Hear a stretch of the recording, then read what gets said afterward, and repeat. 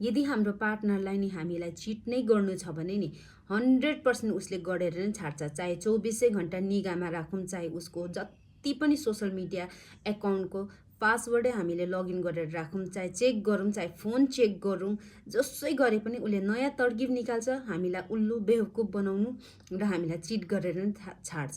अनि loyal partner, इमान्दारी partner चाहिँ कस्तो हुन्छ भने, इमान्दारी पार्टनर चाहिँ नि 9 डाँडा पारी बसोस् है, चाहे त्यही हामीसँग बात होस् या नहोस्, हामीसँग भेट होस् या नभेटोस्, चाहे नयाँ नयाँ मान्छेहरूसँग किन भेटघाट किन नहोस्, हजारौँको भिडमा किन जानु नपरोस्, तर ऊ हाम्रो नै भएर रहन्छ।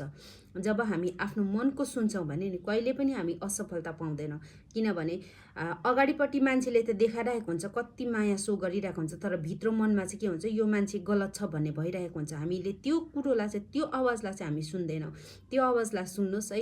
यदि त्यो आवाजले गलत छ भने 100% गलत हुन्छ। यदि त्यो आवाजले सही छ यो मान्छे भन्छ नि त्यो मान्छे 100% सही हुन्छ। सो त्यो भएर आफ्नो मनको सुन्नुहोस् है र खुसी रहनुहोस्।